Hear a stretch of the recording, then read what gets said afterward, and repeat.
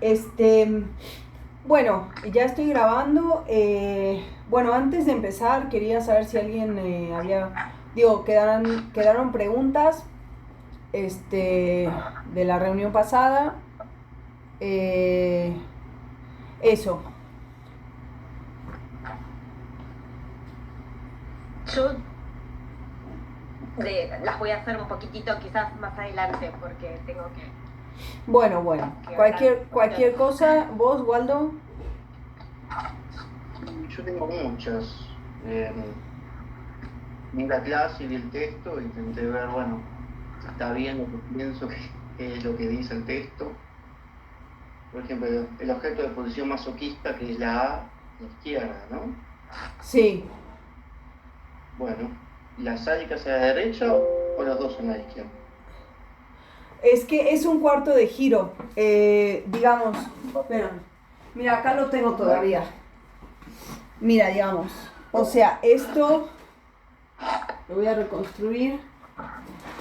Lo que habíamos visto es que simplemente es un cuarto de giro, ¿no? Acá está la voluntad del sujeto sin barrar, el vector orientado. Entonces lo que hace Lacan es hacer este cuarto de giro. Dice, Claro. no es una inversión, o sea, no hay una complementariedad entre el sádico y el masoquista. Hay una Claro, se fantasía en entiende. la cual el masoquista ocupa un lugar y el sádico ocupa otro, pero simplemente porque se da un cuarto de giro del lugar, digamos, que ocupa el sujeto, digamos, ahí. Perfecto. Ya sea que ocupe el lugar de instrumento del goce del otro, o ya sea que ocupe el lugar de quien toma al pequeño otro como, eh, digamos, como el instrumento que atraviesa la voluntad para llegar al sujeto que, digamos, no atravesado por el significante. Bueno, está bien. La otra pregunta sería sobre el goce, cómo aparece en la lógica del fantasma. Bueno, Lacan dice un poco más adelante en su enseñanza, ¿no? Que el goce es, ¿no? En el seminario 20, ¿no? Como es el goce, o sea, dice, uno no goza, o sea, no hay un yo que goza, ¿no? Eh, Goza la o respecto a, se queda de falo, digo, perdón. ¿Perdón? ¿No? Son esos dos. Goza la o goza el falo, ¿no? Goce fálico. No, en realidad sí, a ver, pero eso ya es mucho más avanzado en la enseñanza, ¿no? O sea, vos estás hablando de la Bueno, diferencia.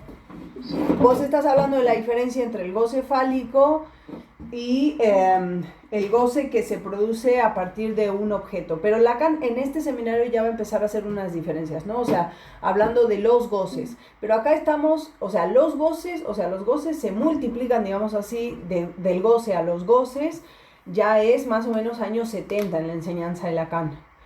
Ahora estamos con el goce. En el fantasma, ¿qué implica? Implica ser gozado por el otro. ¿Cómo? A partir de un objeto. A partir de un objeto que el sujeto se hace ser. Entonces, si la ontología existe, es para, digamos, otorgar, digamos,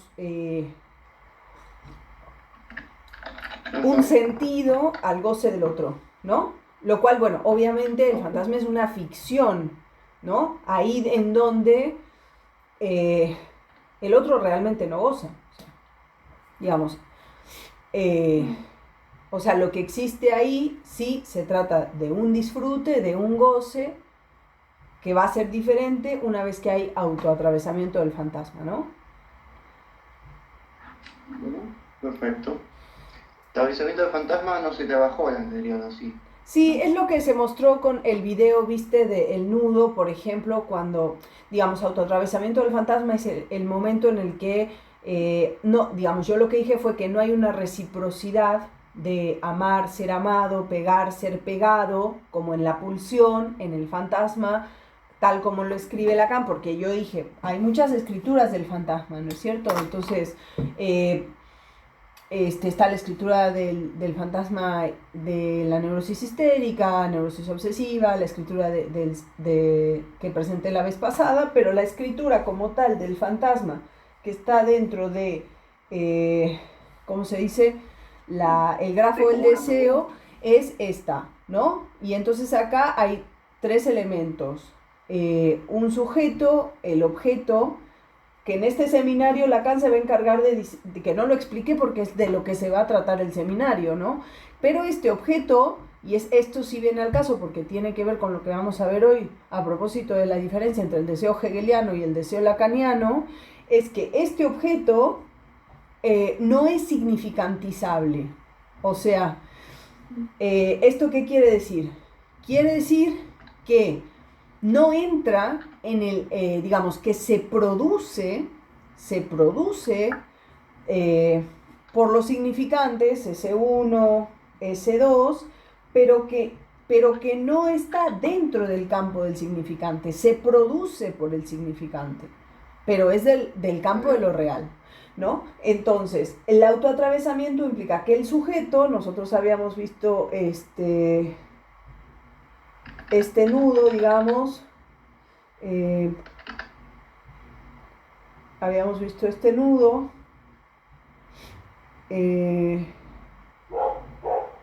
bueno, acá pasaría por arriba,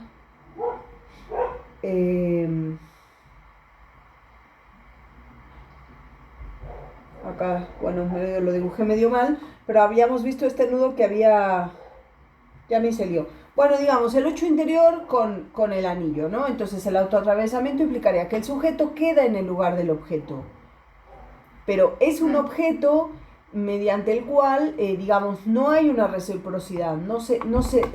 ¿Qué quiere decir que no hay una reciprocidad? El principio de igualdad cae. ¿Perdón? Como siempre estuvo cae. El principio de igualdad cae. No hay A igual a A.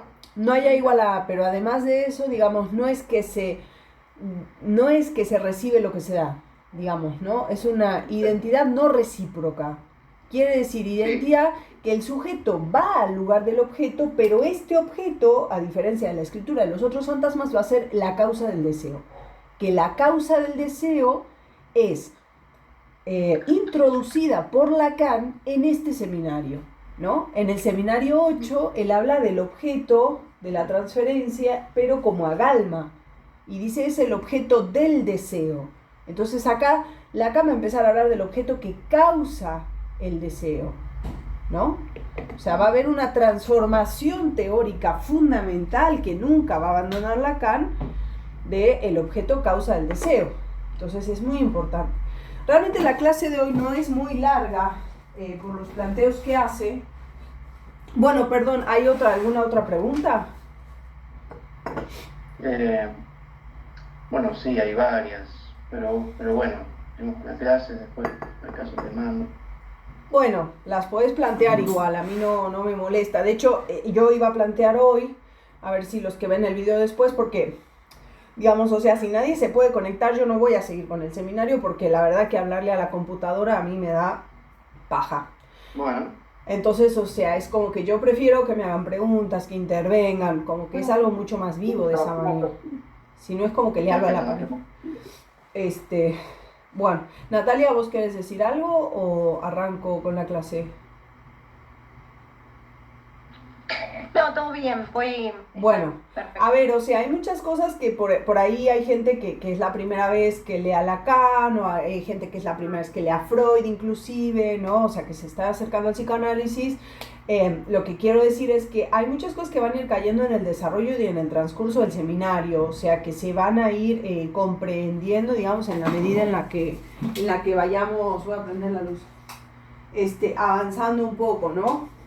Así que bueno, entonces, en la clase de hoy, digamos, lo que yo había preparado para que me pareció lo más interesante, pero igual me voy a ir deteniendo un poco más, a la letra, digamos, que la vez anterior.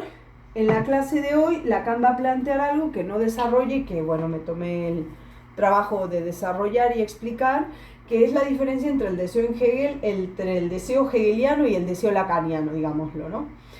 Bueno, eso viene después, sobre el final de la clase, y también va a hacer otra cosa Lacan en esta clase que es importante, que es que va a plantear, un cuadrito de lo que llama, la estructura del sujeto, ¿no? Cómo eso emerge. Bueno, entonces, eso es sobre el final. Entonces, en principio, Lacan, digamos, página 3 de la versión de Rodríguez Ponte, la que pasé, dice, empieza a introducir la cuestión de la transmisión, de la enseñanza, ¿no? Entonces, este es un seminario un poco difícil para Lacan, porque es el seminario en donde él ya sabía que lo iban a echar de la escuela en la que él había estado dando clases con este seminario hacía 10 años, ¿no? La IPA, ¿no es cierto?, él lo llama, ¿no?, hace un poco de drama y dice que lo excomulgan y qué sé yo. Pero bueno, es verdad que incluso analizantes suyos, gente que estudiaba con él en la escuela, ¿no es cierto?, todos se unen, juntan firmas y lo echan a Lacan. Bueno, él se va también, él se quería ir porque Lacan, bueno, no se ajustaba un poco a la normativa, ¿no?, en turno de los psicoanalistas y qué sé yo. Entonces Lacan estaba hablando a gente que sabía que estaban uniéndose para, digamos, que ya sabía que se iba a ir, ¿no? Entonces, fíjense, él ya está tomado por esta situación y empieza a hablar, ¿no?, de la enseñanza. ¿Qué es la enseñanza? ¿Qué es enseñar? Bueno, entonces en los primeros párrafos, por así decir, primero, segundo, dice que es enseñar a este analista, que el analista es el interpretante, y dice, bueno, lo voy a leer, ¿no? En el momento de continuar hoy, comprometiendo un poco más mi discurso sobre la angustia, puedo legítimamente plantear ante ustedes la cuestión de lo que es aquí una enseñanza, ¿no? Así abre la clase. La noción que podemos hacernos de ella debe de todos modos sufrir algún efecto. Si aquí en principio somos, digamos, la mayoría analistas y la experiencia analítica se supone que es mi referencia esencial cuando me dirijo a la audiencia que ustedes componen, porque bueno, iban a escucharlo muchos filósofos también, ¿no? De que no podemos olvidar que el analista es, y puedo decir, un interpretante. Él juega sobre ese tiempo tan esencial que ya he acentuado para ustedes varias veces a partir de varios asuntos, ¿no?, de varios sujetos, de varios asuntos, que es, él no sabía, yo no sabía, y al cual dejaremos por lo tanto un sujeto indeterminado, agrupándolo en un no se sabía. Bueno, esta es la fórmula del inconsciente, ¿no es cierto? Lacan, ¿qué va a decir? Esta fórmula la va a trabajar nuevamente en el seminario 11 y es muy importante. ¿De dónde viene? Viene de la interpretación de los sueños y de un sueño en el cual, digamos, Freud dice que, y se empieza a preguntar sobre el más allá, si hay más allá del principio del placer, ¿no? Pero el sueño, no, me parece que es previo a más allá, es en la interpretación de los sueños. Bueno, ¿el sueño cuál es? El sueño es de un padre que estaba dormido velando a su hijo que había muerto. En la habitación de al lado estaba el hijo, una vela cae, entonces enciende la habitación, quema la habitación, incendia la habitación de al lado, digamos, contigua al padre, y el padre sueña que el hijo lo agarra del brazo y le dice: padre, ¿qué no ves que ardo? Entonces la fórmula que da Freud ahí es que él no sabía que su hijo estaba muerto, ¿no? Otra forma para entender esto, que Lacan incluso dice en el seminario 8, ¿no?, es la fórmula lógica del amor. Él no sabía, o sea, no sabía que eso ya lo estaba causando.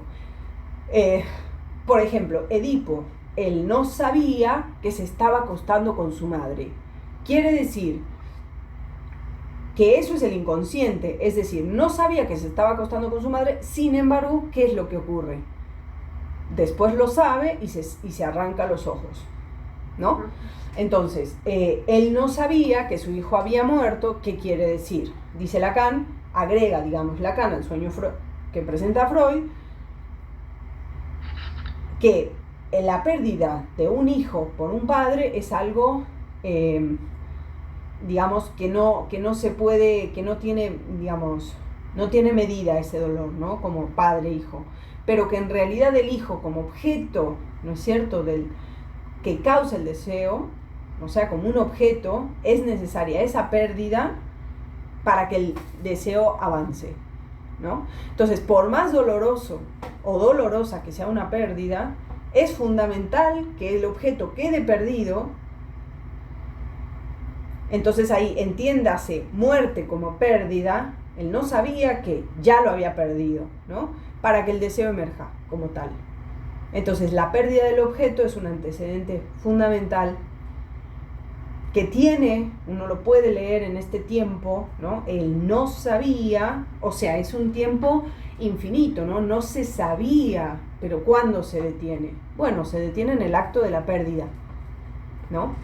En el acto en que Edipo se saca los ojos, el padre termina un duelo, en fin. Bueno, entonces dice, el analista juega sobre ese tiempo esencial, del no se sabía. No se sabía. Entonces fíjense cómo es, ya no es el no sabía freudiano, sino no se sabía. Y ese se es un neutro. Es un neutro que no es ni femenino ni masculino, sino que apela directamente al inconsciente. No se sabía. Eso no se sabía. Pero el deseo estaba igual, ¿no es cierto? O sea, el analizante va a llegar a eso. Aún no se sabía que el deseo es aquello que más lo horrorizaba, ¿no? Bueno, eso es como lo primero. Bueno, después Lacan sigue, ¿no? Bueno, ese no se sabía, el analista sabe algo, sabe un poco. La cuestión es si lo puede enseñar, ¿no? De vuelta Lacan vuelve sobre qué es lo que se enseña, si se puede enseñar, no se puede enseñar, ¿no es cierto? Porque a él le estaban diciendo, usted ya no puede enseñar acá, o sea, usted ya no va a poder enseñar acá. Entonces Lacan dice, bueno, pero ustedes pueden enseñar, o sea, bueno, es lo que yo imagino, ¿no? Realmente no lo sé a ciencia cierta. Bueno, entonces dice, ¿qué es enseñar cuando se trata justamente de lo que se trata de enseñar, de enseñarlo no solamente a quien no sabe, sino a quien no puede saber, ¿no? Y ahí sí está apelando a un analizante, ¿no? O sea, es un asunto, ¿qué es lo que Freud dice? ¿Qué nosotros enseñamos? ¿Pero qué enseñamos? Enseñamos la lectura del inconsciente, ¿no?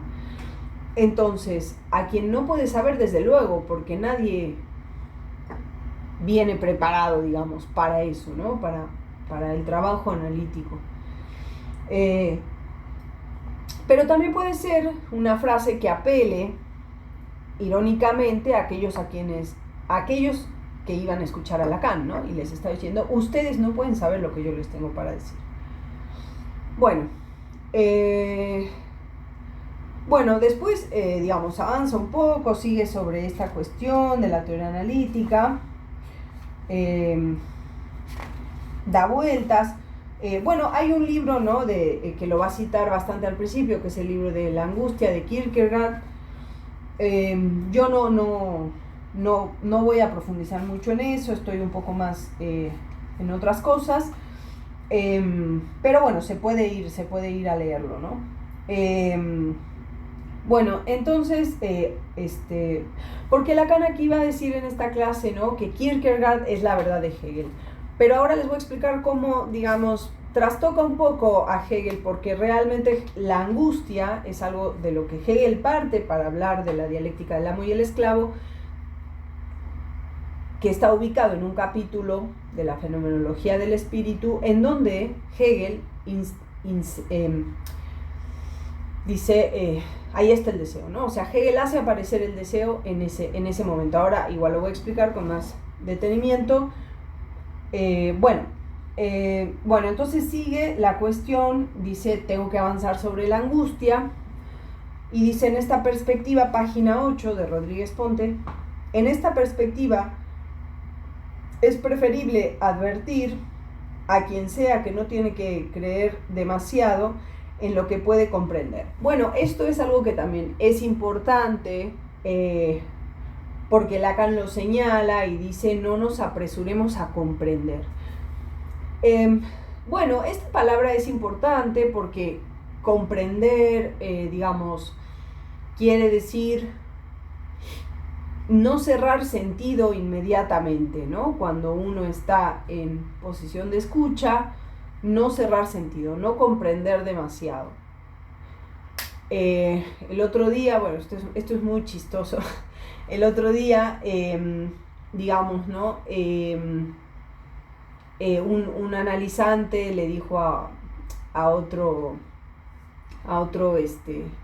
bueno, le dio mi teléfono a alguien, ¿no? Que trabaja, digamos, se ejercita, dedica sus horas a hacer poesía. Entonces le dio el teléfono de una analista. Y entonces él comprendió rápidamente, ¿no? Y él pensó que venía a, bueno, a hacer números, a hacer un análisis de las cuentas y en fin, ¿no? O sea, pensó que yo era un analista, no sé, digamos, una matemática, ¿no? Bueno, entonces digo, él comprendió rápidamente, ¿no? Después vino y bueno, se encontró con otra cosa, ¿no? Pero a lo que voy es, digamos, quería diferenciar entre este comprender y el otro comprender que Lacan habla en un escrito temprano que se llama El tiempo lógico y el acerto de la certidumbre anticipada, en donde él habla de 3 tiempos muy importantes cuando se trata de leer esto que es el inconsciente, ¿no? Entonces él llama el instante de ver, el tiempo para comprender y el momento de concluir, ¿no? Son los 3 tiempos lógicos del acto, digámoslo así. Entonces, ese comprender es un momento en el que, digamos, hace falta detenerse ahí. O sea, hace falta tiempo para detenerse en el comprender y precipitarse en el concluir, ¿no? O sea, todo acto analítico es un acto precipitado. O sea, siempre hay una precipitación al acto. Ahora, es importante este asunto del acto porque Lacan lo va a trabajar en este seminario como, digamos, en lo que se, digamos, él dice esta fórmula, la angustia es lo que antecede al acto, ¿no? En todo acto, previo a cualquier acto, hay un momento muy fuerte de angustia, ¿no? Y dice, y hay algo del acto que siempre supone una precipitación, ¿no? O sea, siempre es una precipitación en el sentido en el que, bueno, por ejemplo, ¿no? En el sentido en el que siempre es jugado, digamos, ¿no? O sea, siempre es riesgoso, supone un riesgo, ¿no? Entonces, al respecto, bueno, por ejemplo, mi compañero es analista en sistemas, ¿no? Entonces, ingeniero en sistemas. Entonces, bueno, le comentaba una situación y me decía, no, bueno, pero es que la decisión que vas a tomar supone un riesgo como si estuvieras en el casino. Es decir, que o pierdes todo o ganas la mitad, o sea, es mucho riesgo, mijo. Claro, entonces yo decía, bueno, es que eso es un acto. O sea, si uno no, eso es una apuesta, ¿no? O sea, si uno no tiene nada para perder, entonces no es una apuesta, ¿no? Y todo acto supone una apuesta, ¿no? Pero claro que hay un momento muy, muy fuerte de angustia, ¿no? Previo a ese acto. Y Lacan dice, el acto es arrancarle la certeza a la angustia, ¿no? Lo pensemos en la fórmula que les di la vez pasada de la angustia, ¿no? Que es, la angustia es el momento en el que el objeto, que todavía no desarrollamos bien qué es, el momento en el que el objeto todavía está en el cuerpo, ¿no? No está perdido, no está separado aún. Bueno, entonces, después de esto, Lacan dice, la angustia es un afecto, ¿no? Recuerden que Freud ha dicho que la angustia es un afecto del cual, digamos, el representante está reprimido, ¿no? Entonces, Freud, uno lo podría pensar, la angustia freudiana, ¿no? De esta manera. ¿No es cierto? O sea, el representante freudiano y el afecto, del cual esto está reprimido. Entonces el afecto queda suelto, ¿no? Bueno, entonces Lacan dice, sí, la angustia es un afecto. Y dice, bueno, hay muchos modos de clasificar los afectos, o dice, hay quienes los han clasificado, y él va a hacer, ya saben, el cuadro de doble entrada que presenté la vez pasada, pero que en esta clase no lo va a tomar, o sea, lo va a retomar, pero no en esta clase. Y dice, yo no me rehúso a ese elemento de clasificación, la angustia es un afecto, la podemos clasificar, ¿no? Y él hace su cuadro incluso, y habla de 3 modos de clasificar la angustia, que uno se pierde un poco porque Lacan va y viene, ¿no? Entonces, pero él distingue tres modos, ¿no? Y dice, vemos que el modo de abordaje de un tema tal, la angustia es un afecto, se propone a nosotros desde el punto de vista del enseñante, bla, bla, bla, pero se define bajo tres rúbricas, y él ubica tres. En primera instancia dice la del catálogo, a saber, en lo que concierne al afecto. Y dice, estoy lejos de rehusarme a insertarlo en el catálogo de los afectos en las diversas teorías del afecto que han sido producidas. Y ahí nombra a Tomás de Aquino, a quien fui a buscar y no encontré realmente nada, digamos, ¿no? O sea, Tomás habla de, digamos, no es que hace como tal un cuadro de los afectos, eso quizás más Aristóteles, ¿no?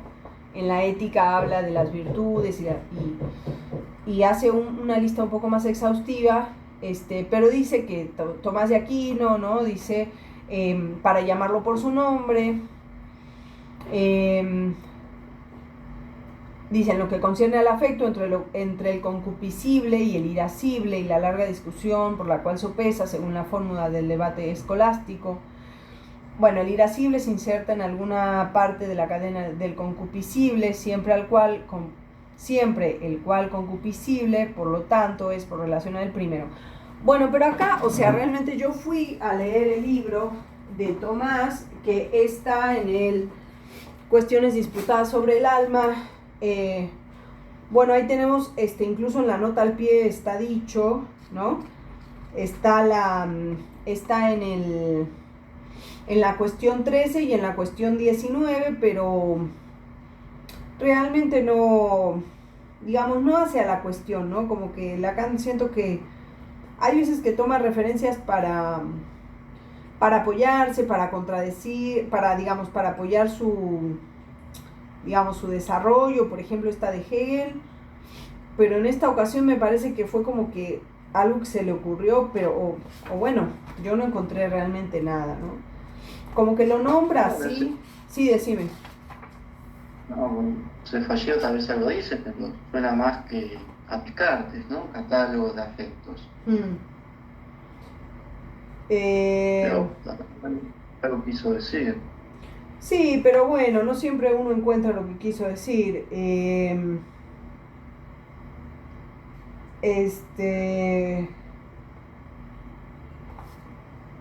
Bueno, les voy a leer de todas maneras lo que encontré, porque sí, es verdad que lo nombra en la cuestión 19. Dice, si las potencias sensitivas, o sea, lo que viene de lo sensible, permanecen en el alma separada, ¿no? O sea, entonces él parte de la idea aristotélica y también platónica de que el alma está separada del cuerpo. Entonces el alma para Lacan es importante, tiene muchos desarrollos sobre el alma, no en este seminario, pero el alma es un concepto, digamos así, que pertenece a la filosofía medieval y que se ha traducido, digamos, del latín también por mente, ¿no?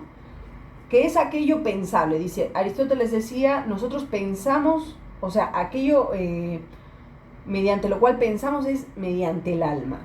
Y esa palabra ha sido traducida también por mente, ¿no?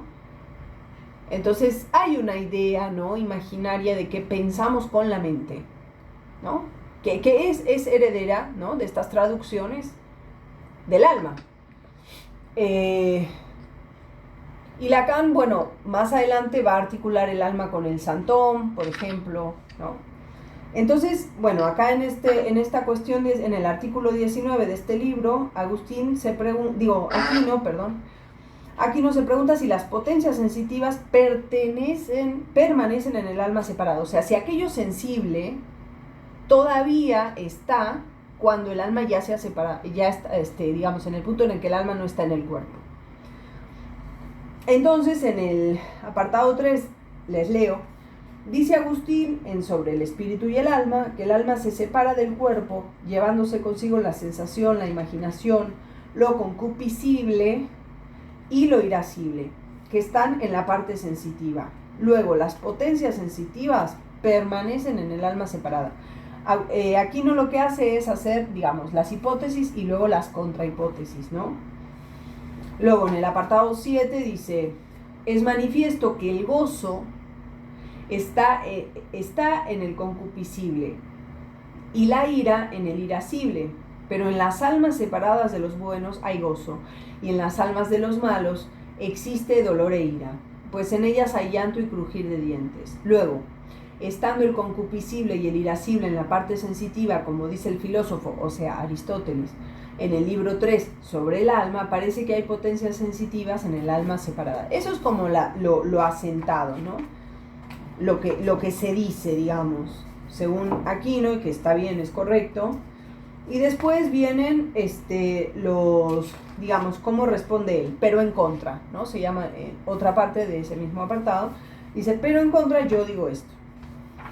Y ahí toma posición y dice, a lo séptimo debe decirse que en el alma separada no hay gozo ni ira, en cuanto que estos son actos del apetito irascible y del concupiscible.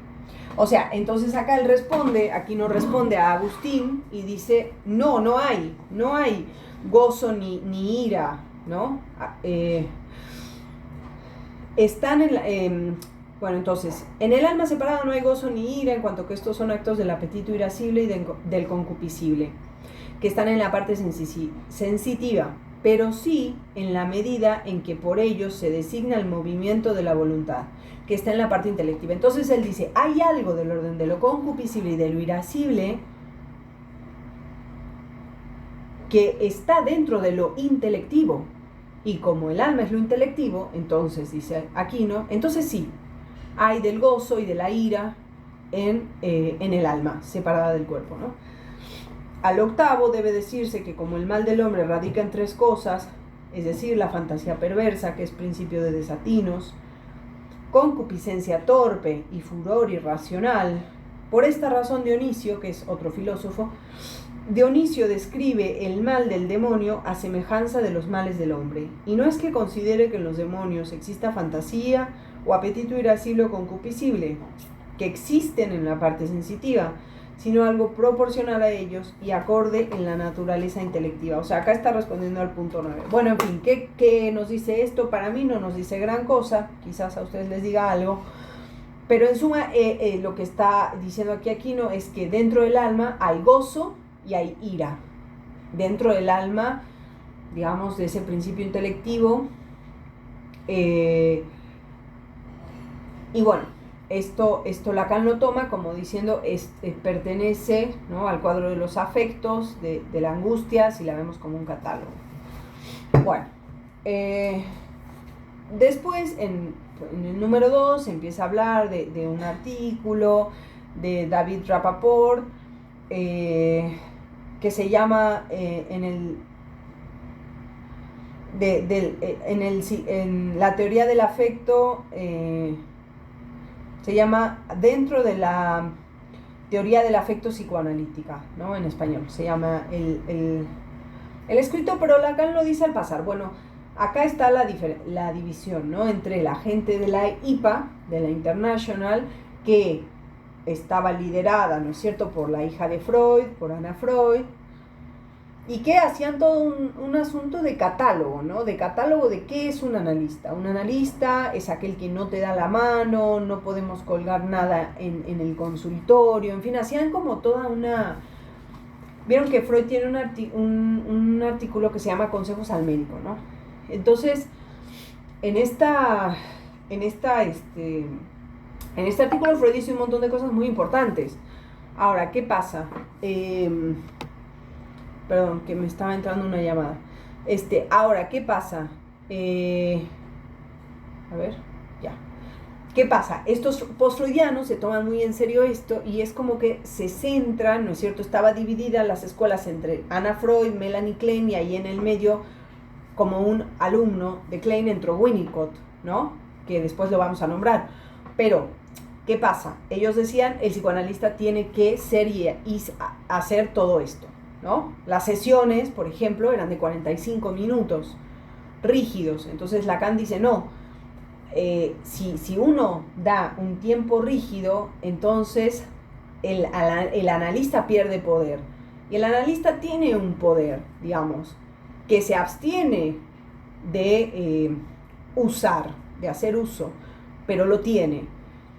Y a veces de vez en cuando es necesaria alguna sugestión y uno lo utiliza, digamos, ¿no? Es una herramienta la sugestión, no hay que negarse tanto, digamos, o sea, no es para usarla siempre, ni todos los días, ni con cada uno, ¿no? Pero digamos, lo que dice Lacan es que es muy importante, digamos, que el paciente no gobierne, digamos, la cura, porque eso va en desmedro de la cura, ¿no? Eso también lo dice Freud, aunque uno no haga uso de ese poder. Bueno, esta gente, entonces ellos decían 45 minutos, pero lo que pasaba es que a los 5 minutos antes el paciente decía la bomba, ¿no? La tiraba 5 minutos antes. Entonces Lacan inventó, ¿no es cierto?, que no haya tiempos fijos, que los tiempos sean movibles, que no sean siempre los mismos. Y dice, el tiempo es el del corte del significante. O sea, cuando algo aparece del significante, bueno, muy probablemente ahí es donde hay que cortar, ¿no? Entonces, ahí uno no está tratando con el yo, sino que está tratando con el sujeto. Pasa muchas veces que cuando uno empieza análisis, el analista dice, bueno, dejamos acá, y uno dice, ¿no? Uno que estudia psicoanálisis dice, pero ¿por qué acá me cortó, no? Y uno no entiende, y después lo va escuchando, ¿no? Después uno se va volviendo un lector. Bueno, entonces, bueno, Lacan nombra a David Rapaport, los va a nombrar a los de la IPA porque, bueno, le ha dolido mucho lo que han hecho, qué sé yo. Bueno, entonces dice, el afecto, dice Lacan, yo creí que iba a encontrar algo importante, la verdad que no encontré nada. El afecto, dice, como constituyendo sustancialmente la descarga de la pulsión. Y Lacan desestima eso, ¿no? Bueno, en fin, no me voy a detener mucho más. Eso lo pueden leer, está fácil. Y después dice, el segundo modo de catalogar es el método del análogo. Y ahí habla de la antropología. Bueno, también, ¿no? Va, viene, va, viene. Pero bueno, el que nos interesa a nosotros es la tercera vía. La tercera vía del abordaje de la angustia. Dice, la experiencia nos conduce a lo que aquí, página 12 del texto de Rodríguez Ponte, la experiencia nos conduce a lo que aquí llamaré la tercera vía, que pondré bajo el índice, bajo la rúbrica de la función que llamaré de la llave, o la clave, ¿no? La llave es lo que es clé en francés. La llave es lo que abre, y lo que para abrir funciona.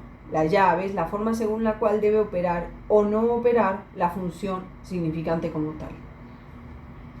Y lo que vuelve legítimo que lo anuncie y la distinga y osa introducirla. Bueno, en fin, da vueltas y dice que esta llave tiene que tener un ideal de simplicidad. Y ahí introduce la llave que va a ser para él el trazo unario, ¿no? Página 14 dice, y bien, nada, pero nada más que este intium subjetivo sobre el cual puse el acento aquí durante toda la primera parte de mi enseñanza el año pasado, a saber que no hay aparición concebible de un sujeto como tal más que a partir de la introducción primera de un significante y del significante más simple que se llama trazo unario. El trazo unario es anterior al sujeto. Al comienzo era el verbo. Esto quiere decir, al comienzo es el trazo unario, ¿no? Esta es una frase de las Santas Escrituras. Lacan siempre juega con eso. En el seminario 8 dijo, al comienzo era el amor. O sea, siempre mete ahí, él se quiere hacer, ¿no? El snob, y bueno. Y todo lo que es enseñable debe conservar este estigma de lo ultra simple, que es lo único que puedo, según entendemos, justificar, bla, bla, bla. Bueno, entonces, ahora, ¿qué pasa acá, no? Entonces dice, simple, singularidad del trazo, eso es lo que hacemos, entrar en lo real. Bueno, y acá, ¿qué es el trazo unario? O sea, no voy a detener muchísimo en eso, pero sí introducir que un poco como lo trabaja Lacan en el seminario 9, que es el seminario de la identificación, en donde Lacan va a trabajar, bueno, las identificaciones freudianas, ¿no? Que trabaja Freud en el capítulo, creo que es el capítulo 7, ¿no? De Psicología de las Masas y Análisis del Yo. Y entonces él habla de un montón de identificaciones, 80 identificaciones, hay más de 7, pero fundamentalmente Lacan recoge 3, que es la identificación histérica, que dice que es la identificación al síntoma, la identificación al padre, ser como el padre, dice Freud, y la identificación al transunario, que es un rasgo del otro, en general el padre, ¿no? Ahora, ¿qué es esto? ¿Cómo lo va? Lacan lo va a leer lógicamente y va a decir el trazo unario, porque ¿qué es el trazo unario? Primero el trazo, ok, palabra simple. Unario, ¿de dónde viene? Lo unario viene de la lógica de predicados particularmente. Entonces, lo unario es lo que designa la entidad, la propiedad de una entidad. Por ejemplo, la propiedad de esta taza es que tiene un agujero, ¿no? Entonces, la propiedad de una entidad, eso es lo que define, en lógica se llama la letra unaria. Ahora, ¿cómo lo va a leer Lacan?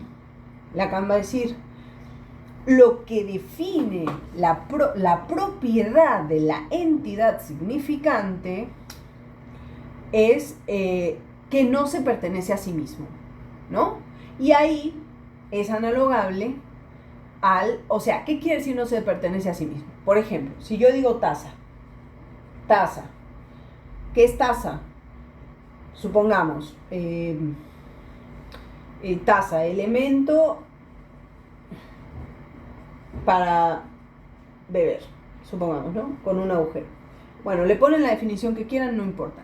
Ahora, ¿qué quiere decir que ningún significante se pertenece a sí mismo? Que taza no es ni elemento, ni para, ni beber, ¿no es cierto? Taza no es ninguno de esos significantes, ¿no? Entonces, sino los significantes encadenados. Ahora, eso es un significado, pero el significante en realidad puede desplazarse. Y yo puedo decir que la taza es donde se cagaba mi madre, ¿no? Entonces,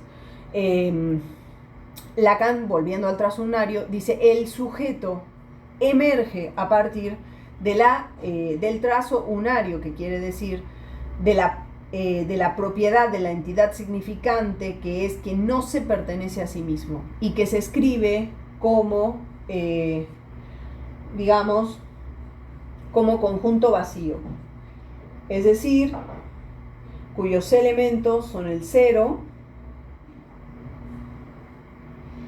y el 1. Entonces, cuando Lacan dice, para que haya trazo unario hace falta al menos 2, no significa ese 1 y ese 2, significa 0 y significa 1.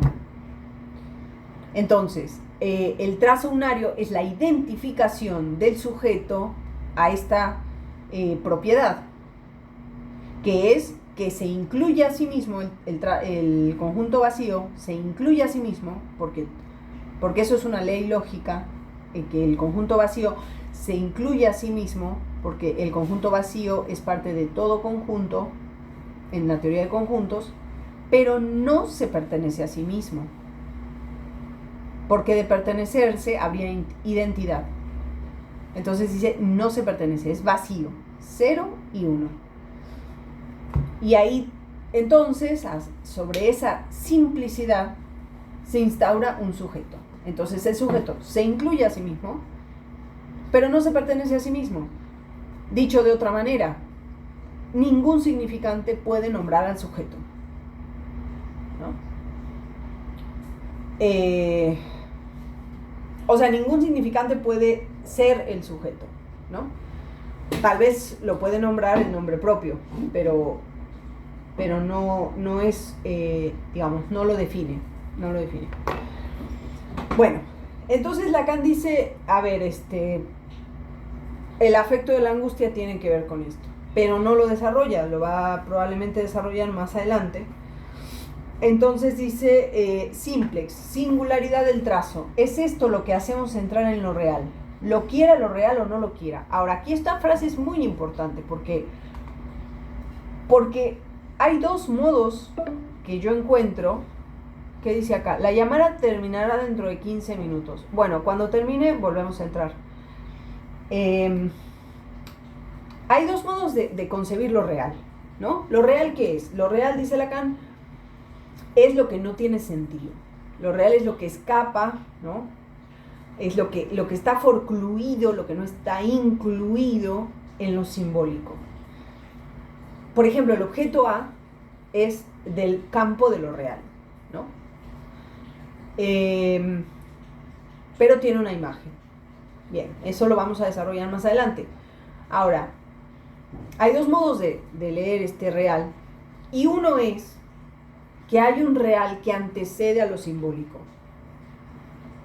La mayoría de la escuela milleriana, que son lectores de Lacan, consideran eso, ¿no? Que hay un real anterior, al cual identifican con lo biológico, con el cuerpo, ¿no? Bueno, en fin.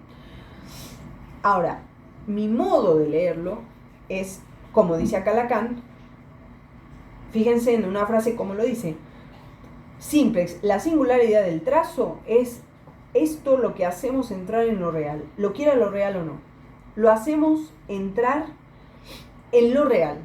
Es decir que, desde mi concepción y de algunos otros analistas, lo real es lo que se produce después del corte de trazo unario. O sea, no hay real anterior a lo simbólico, sino que lo real se produce después del corte simbólico, ¿no? Eso es importante, digamos, porque no es lo mismo pensar, digamos, en ese real como del orden de la inmanencia, ¿no? Más bien los millerianos lo piensan así, que pensar, bueno, hay un real que se produce en un análisis después de una escritura, ¿no? Después de que se lee una escritura unaria, por ejemplo, ¿no? A ver, el trazo unario, dije, no me voy a detener mucho, pero quepa decir que el trazo unario está ligado a la versión paterna, ¿no? Siempre tiene que ver con el padre. Es un modo de leer al padre. Bueno, lo dejo ahí. Bueno, entonces ahora vamos a arrancar con la segunda parte de lo que les quería decir hoy. Bueno, hasta acá algún comentario, nota. Sí. Es un modo de leer al padre y de identificarse con él. Exacto, exactamente. O sea, por ejemplo, si mi padre ha sido muy recto, entonces yo me puedo identificar siendo muy recta al punto tal de asfixiar el deseo con mi rectitud o ser absolutamente rebelde, ¿no? O sea, la identificación se puede leer por lo positivo o por lo negativo, ¿no? Sí. Yo tengo otra pregunta. No, espérame, déjame explicar algo además. El asunto es que, ¿qué es lo que eso implica? Eso implica darle consistencia al goce del padre, ¿no? Darle consistencia al goce del otro. Porque en realidad nadie sabe qué es un padre. Freud dice, es una pregunta imposible, eso no tiene respuesta. Nadie sabe qué quiere una mujer ni qué es un padre. Ahora, el trazo unario es una lectura que le da sentido mediante la identificación a un rasgo, a un padre, digamos, que posee los medios del goce, ¿no? Entonces, el análisis implica hacer caer ese significante amo, ¿no? Ese trazo unario, y de consistir el goce. Sí, igual. Bueno, me perdí un poquito porque me quedé anotando. Pero sí. El rasgo unario decís que hay un corte. ¿Ese corte se produce cuando se lee, se introduce en el discurso? Cuando introduce el discurso, ¿tenías un corte o cómo se produce? Claro. O sea, uno lo puede hablar en términos teóricos, pero en términos de un análisis es cuando esa lectura se produce. ¿Para quién? Para el sujeto. Perfecto, entendí. Significante amo S1. Bien. Sí, S1, perfecto. Trazo unario, sí. Bueno, Bueno, vamos a la siguiente. Miren, en la siguiente parte, digamos, Lacan va a tratar, va a proponer estas fórmulas del deseo que no las vuelve a tomar nunca más, o sea, las propone hoy y no las vuelve a tomar, aunque sí los desarrollo, ¿no? Y Lacan dice, el deseo del hombre es el deseo del otro. Alguien me dijo que eso es hegeliano, dice, ¿no? Entonces me encanta porque en un momento, dice, en la página 18, lo que lo prueba es que él cree poder contentarse con recordar, habla de alguien, ¿no? Con que esa es una fórmula hegeliana. Y es verdad, esa fórmula es hegeliana. Ahora bien, si hay, pienso, alguien que no se equivoca en cuanto a lo que nos ha aportado la fenomenología del espíritu, soy yo mismo, dice Lacan. O sea, la fenomenología del espíritu nos ha aportado. Pero si hay alguien que no se equivoca, soy yo. Si hay un punto, no obstante, donde es importante señalar que es ahí que yo señalo la diferencia, y si ustedes quieren, para emplear este término, el progreso, ¿no? Incluso habla de un progreso respecto de Hegel, me gustaría todavía más el salto. Dice, yo doy un salto de la teoría hegeliana del deseo, que es el nuestro, por relación a Hegel. Es justamente el que concierne a esta función del deseo. Entonces, bueno, sigo un poco lo que dice Lacan para después explicarles un poco de qué se trata el deseo hegeliano, de acuerdo a mis estudios, digamos. Entonces, dice, en Hegel, en lo que concierne a esta dependencia de mi deseo por relación al deseante, que es el otro, me las tengo que ver de la manera más cierta y más articulada con el otro como conciencia, ¿no? Y ahí reténganlo, el otro como conciencia. El otro es aquel que me ve, y es sobre ese plano que ustedes ven que por sí solo compromete, según las bases con que Hegel inaugura la fenomenología del espíritu, la lucha sobre el plano de lo que él llama puro prestigio, y mi deseo está allí interesado. Para Lacan, porque Lacan es analista, el otro está ahí como inconsciencia constituida como tal. E interesa mi deseo en la medida de lo que le falta y que él no sabe. Es a nivel de lo que le falta y que él no sabe que yo estoy interesado de la manera más pregnante, porque no hay para mí otro rodeo para encontrar lo que me falta como objeto de mi deseo. Bueno, entonces acá hay que explicar un poco de qué se trata esto, ¿no? Y bueno, ¿para qué? Para resaltar la diferencia, porque es verdad que Lacan da un salto y porque es verdad que Lacan no es filósofo. O sea, si bien usa la fórmula del filósofo para el deseo, y es fundamental la lógica hegeliana en cuanto a la lógica lacaniana se refiere, pero sí, es verdad que hay un salto, ¿no? Porque nosotros no hacemos metafísica. Entonces, bueno, ¿qué es esto, no? O sea, Hegel realmente es, bueno, un filósofo muy, muy importante y bueno, muy brillante.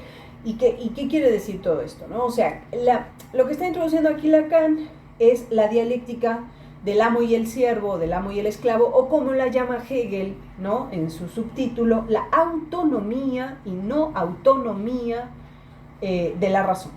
La autonomía y no autonomía. A partir de la cual se va a encontrar la libertad, ¿no? Que son dos cosas diferentes, autonomía y libertad.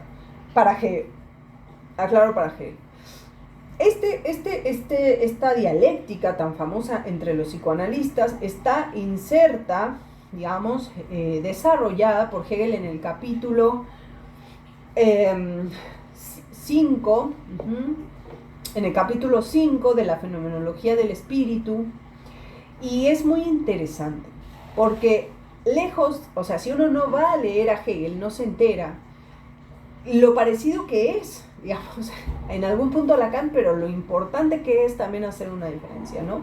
Entonces, digamos, la autoconciencia se llama el capítulo. Hegel hace una novela, vamos a decir así, una novela de un personaje principal que es la conciencia, y en esta novela va pasando por muchas aventuras que tienen un nombre, ¿no? Y una determinación, están determinadas por algo que saben y algo que no saben, por una unilateralidad, por un modo de ver que siempre va a ser unilateral hasta llegar al último capítulo, en donde se llega al concepto, ¿no? Bueno, todo esto son cuestiones filosóficas. Ahora, ¿qué pasa en ese capítulo 5, que es tan importante? Fíjense, ahí Hegel habla del sujeto moderno. Entonces, él define ahí al sujeto moderno como aquel que no puede ser y acuérdense lo que les acabo de decir del transunario, ¿no? Entonces, dice Hegel, no puede haber, como dicen los filósofos modernos, un yo igual a yo. No puede haber esto. Descartes decía, pienso, luego existo. Hay un yo igual a yo a partir de un pensamiento, de un predicado, que es que pienso, y es una certeza, dice Descartes. No puedo dudar de que dudo, es la primera certeza, y eso implica que existo. Implica que hay una igualdad de mí conmigo. Bueno, Spinoza es otro cuento, pero Kant, ¿no es cierto? Kant también va a hablar de ese sujeto moderno, lo desarrollé un poco la semana pasada, más en relación a la ética. ¿Y qué va a decir Hegel en este capítulo? Él dice, no puede haber un yo igual a yo. ¿Por qué? Porque existe el deseo, ¿no?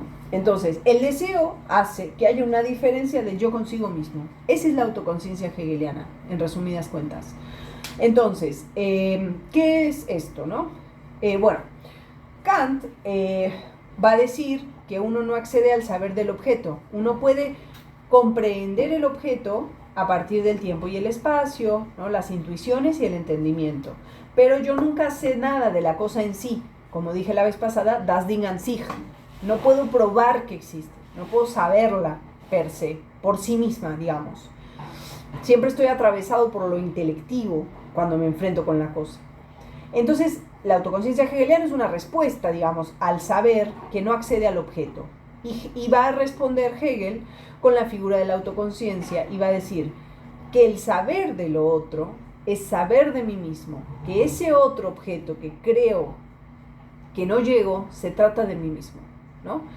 Entonces, a partir de ahí va a empezar una suerte de desdoblamiento del sujeto, ¿no? En donde el saber de sí mismo va a ser algo más que el saber de ese otro que es el objeto. En la introducción de la fenomenología del espíritu, Hegel habla del sujeto y del objeto. Y dice, lo que el sujeto va a saber, lo que esta conciencia se va a dar cuenta, es que ese objeto que yo creía que era otro, se trata de mí mismo. Y que ese objeto, la fenomenología del espíritu, es la novela mediante la cual la conciencia deja de sentir como una piedra en el zapato ese objeto, ¿no? Donde ese objeto deja de serle incómodo, dice Hegel. Bueno, entonces, para Hegel el deseo es un acto de negativización del objeto, ¿no? Que tiene que ver con negativizar lo sensible. Hegel dice, nosotros no somos seres naturales, que es muy parecido a lo que dice Lacan en el Seminario 1. Nosotros no tenemos instinto, no hay instinto. Entonces Hegel dice, la conciencia negativiza el objeto sensible. Nosotros no vamos a comer la hoja tal cual, ¿no es cierto? La cortamos, la limpiamos, le ponemos aceite, sal, y si no tenemos hambre y estamos angustiados, no la comemos o la tiramos, ¿no es cierto? Entonces, el objeto, dice Hegel, está negativizado. Entonces, el deseo es una instancia negativa. ¿Por qué? Porque yo no deseo ser, como dijo Lacan en la clase pasada, el objeto del otro. Lo que deseo es sustituirme por el valor deseado del otro, ¿no? Entonces, la autoconciencia, literal, Hegel, es una cita de Hegel, de la introducción de este capítulo, dice, la autoconciencia es deseo sin más. O sea, él define la autoconciencia como deseo. Dice, la autoconciencia es igual al deseo. Y por ende, es la imposibilidad del sujeto de reconocerse como una unidad, ¿no? Entonces ahí viene el cuento, ahí viene la novela, la historia. ¿Qué cuenta el capítulo 5? El capítulo 5 cuenta sobre esto, ¿no? Entonces dice, para estar en sí misma, para ser una unidad consigo misma, tiene que reflexionar reflexionar en el sentido lógico, o sea, volver sobre sí misma. Para ser una unidad, el sujeto tiene que volver desde el objeto. Pero en este volver desde el objeto hay una duplicación. Uy. Ahí se cortó. A ver.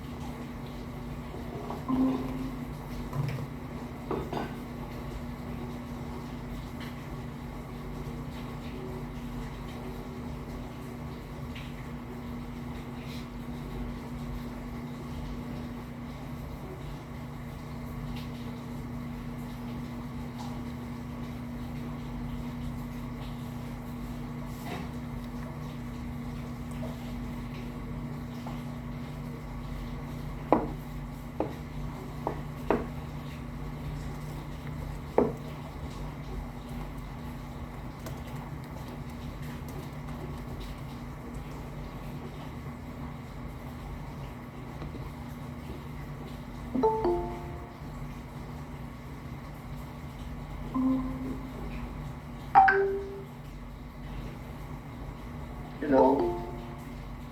Hello, a ver, ahí está, ya. Listo. Sí, no sé, como que lo abro y me da otro link. Bueno, entonces, decía que en esta reflexión, reflexiona desde el objeto, y en esta reflexión, digamos, hay una duplicación del sujeto, ¿no? Esta duplicación del sujeto va a ser vivida como una escisión interna, ¿no? Uno, si lo escribiera en términos lacanianos, lo escribiría así, una escisión interna, ¿no? O dos sujetos, ¿no? Dado que Hegel no habla de la falta, podríamos escribir dos S dentro de una. Ahora lo estamos explicando, ¿no? Entonces, hay un retorno desde su relación con el objeto, y en ese retorno va a haber una duplicación, ¿no? Entonces, el objeto de la conciencia va a ser lo sensible negativizado y ella misma. ¿Qué quiere decir? Que esto Hegel lo va a ejemplificar con la dialéctica en principio del amo y el esclavo, o del amo y del siervo, o de la autonomía y no autonomía. El autónomo es el ser para sí, no, el ser para otro. El autónomo es el ser en sí, y el siervo es el ser para otro. Ahora, en la mediatez, o sea, en la mediatez, no en la inmediatez, sino en la mediatez, en la mediatización, que supone lo otro de sí misma, la conciencia va a quedar duplicada. Y piénsenlo así, piénsenlo en un análisis. O sea, alguien viene y dice, yo quiero un hijo, ¿no? Yo quiero tener un hijo, y no puedo. Entonces, cuando empieza la mediatez, cuando uno dice, a ver, ¿qué es un hijo? ¿Por qué quiere un hijo? ¿A qué responde que lo pida de esa manera? ¿No es cierto? O sea, cuando uno empieza a mediatizar lo que le ocurre a alguien, ahí es cuando empieza alguien a leerse como otro de sí mismo, ¿no? Y queda duplicada. Entonces se van a presentar ahí, dice Hegel, dos autoconciencias. O sea, y en tanto hay dos autoconciencias, o sea, A y B, amo y siervo, ¿no? En tanto dos autoconciencias, dice, va a entrar a la escena el espíritu. El espíritu es aquello que da, bueno, esto ya es teoría hegeliana, ¿no? Pero es aquello que da movimiento a que siempre la conciencia nunca se detenga. O sea, en la fenomenología del espíritu nunca hay una detención, siempre hay movimiento, ¿no? Si uno tomara una foto, la foto saldría movida, porque siempre hay un movimiento, ¿no? Hasta llegar al concepto. Sí. ¿Sería algo, el espíritu estaría relacionado al deseo? Exactamente, o sea, el espíritu es lo que mueve a la conciencia, le genera movimiento, digamos, ¿no? Y acá, en la fenomenología, en este capítulo, es donde entra en juego el espíritu. Es donde entra ese personaje, digamos. El personaje del espíritu entra en el capítulo 5. Justamente en donde, cuando la conciencia se duplica. Hay dos autoconciencias, dice Hegel. Las dos están buscando que su verdad sea la verdad. Pero las dos, tanto A como B, tanto amo y siervo, tienen una verdad unilateral. ¿Qué quiere decir unilateral? Que no es completa. Entonces, el movimiento hegeliano siempre va a ser la negación de sí mismo en lo otro de sí, o sea, duplicarse, negarse a sí y cancelar lo otro de sí posteriormente, asumiéndolo. Entonces, dice Hegel, se expande la verdad se expande cuando uno pierde su unilateralidad, pero en cada pérdida de la unilateralidad hay angustia, ¿no? O sea, hay angustia, no es que uno pierde su verdad fácilmente, digamos, ¿no? Entonces, la satisfacción del deseo, dice Hegel, es la reflexión de la autoconciencia dentro de sí misma. Pero la reflexión ya es una reflexión duplicada, o sea, ya en la satisfacción hay dos, que son estas dos autoconciencias. Entonces, la dialéctica del amo y el esclavo no es tal cual una lucha, como dice Lacan y algunos analistas, por puro prestigio. Yo creo que hay que distinguir, digamos, cuando uno da un ejemplo, el ejemplo de lo ejemplificado, ¿no? Hegel acá lo que quiere hacer es ejemplificar mediante el ejemplo del amo y el esclavo, ¿cómo se llama? El reconocimiento, ¿no? Es el deseo de reconocimiento. Ahora, ¿qué es el reconocimiento, ¿no? El reconocimiento, dice Hegel, es el movimiento, dice Hegel, movimiento de reconocimiento. Y es el movimiento del advenimiento de lo interior en lo exterior y de lo exterior en lo interior. Es decir, que el esclavo va a volverse al final del capítulo, va a estar dentro del amo y el amo va a estar dentro del esclavo. Es decir, que lo otro de mí mismo va a devenir interno mío. O sea, es muy parecido a la lógica de la extimidad lacaniana, ¿no? O sea, el paciente habla del gran otro, ¿no? Pero en suma habla de sí mismo. Mi mamá es tal y tal, pero en realidad se está refiriendo a sí mismo, ¿no? Bueno, entonces, lo que va a decir Hegel es que se pone a prueba la autonomía, ¿no? Eso es lo importante, la autonomía, poniendo la vida en ello, dice Hegel. Yo me juego la vida, en este juego yo expongo mi vida, la pongo en la mesa de juego, obviamente con angustia, pero dice, ¿quién va a ganar? Va a ganar quien realmente ponga la vida en la mesa de juego, ¿no? Quien realmente se juegue su verdad. De ahí, el que gana es la autonomía, ¿no? Y lo que muere es una verdad. Muere una verdad que había sido hasta ese momento unilateral, que es la verdad del esclavo, ¿no? Que puede ser A, B, quien sea. Ahora, el problema con esto es que el deseo solo se va a manifestar como verdad saliendo del estadio subjetivo de la certeza de sí mismo. Entonces, si el amo niega al esclavo, ya no hay otra autoconciencia que lo reconozca. El amo va a ser amo para el esclavo y no para otra autoconciencia. Entonces, ya no va a haber como tal el reconocimiento buscado. Digamos, si me reconoce alguien que yo no quiero que me reconozca, entonces no hay tal reconocimiento. Entonces el amo termina no siendo verdaderamente autónomo.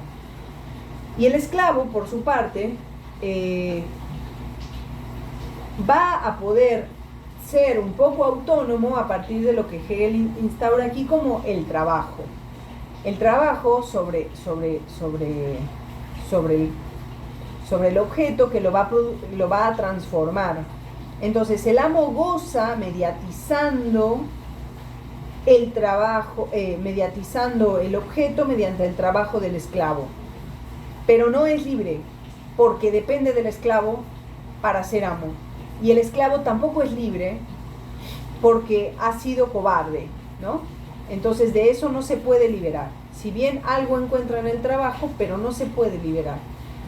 Y después dice Hegel, hay un paso hacia el pensamiento. Ya no se trata del acto, de pelearse por el reconocimiento, sino que se va a otra figura que está dentro de este capítulo, que es el estoicismo, ¿no? Entonces, se pasa de la acción, digamos, al pensamiento. Hegel distingue dos modos del pensar. El pensar teórico, digamos, y el pensar como el contenido del acto. O sea, que uno no va al acto sin pensar en el acto, sin pensamiento, ¿no? Entonces, el pensar, entonces pasamos a otra instancia, pasamos a la instancia del pensamiento, y ahí deviene otra figura, que es la figura del estoicismo, en donde va a haber un avance respecto a la libertad, porque ahí yo ya no soy en el otro, el esclavo no es en el amo, el amo no es en el esclavo, perdón, y el esclavo ya no depende de su trabajo, sino que se trata de un pensamiento, ¿no? Y entonces el estoicismo es esta figura del pensamiento en la cual, digamos, el estoico queda ensimismado en el pensar. ¿Y esto por qué se los traigo? Porque a mí me parece que uno puede, digamos, identificar estas figuras de la fenomenología del espíritu muchas veces en el discurso de quien consulta, digamos, ¿no? Aquel ensimismado en el pensar que se aísla de la vida, por ejemplo, ¿no? Y en tanto, me suena muy tipo una postura muy adolescente, ¿no? Como yo pienso y soy libre, ¿no? Una postura casi cínica, ¿no? Yo pienso y soy libre y a mí me da igual. Dice Hegel, da igual si uno está encadenado o comiendo, no sé, la mejor comida del mundo, ¿no? O sea, porque la libertad está simplemente en el pensamiento. Pero el coste, dice Hegel, de esto es el, a ver, voy a ver cómo lo dice. Dice, el coste es,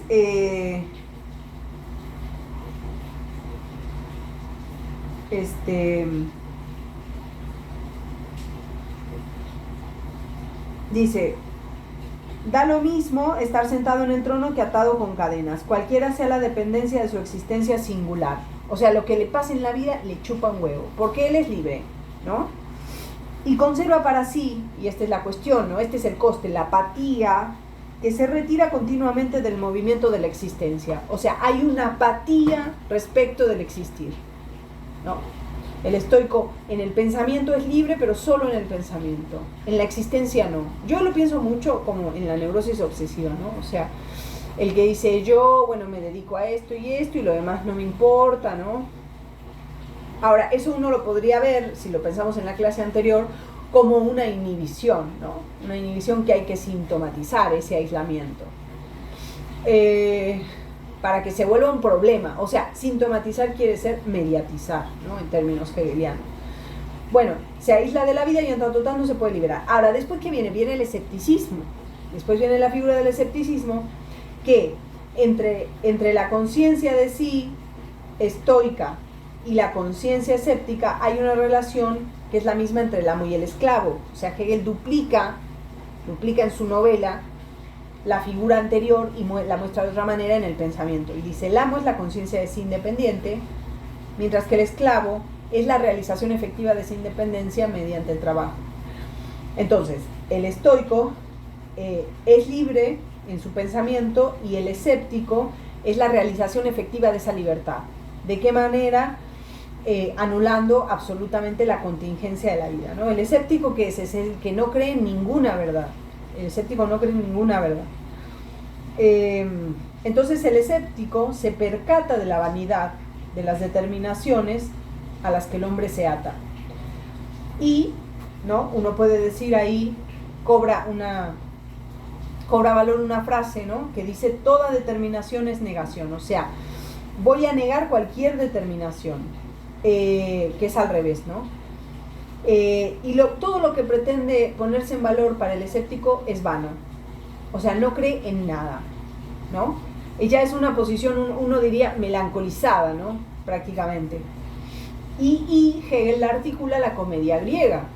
La comedia griega es la superación de la tragedia griega para Hegel, ¿no? Que es la elevación del yo más allá de las vicisitudes de la existencia, o sea, es la negación del existir.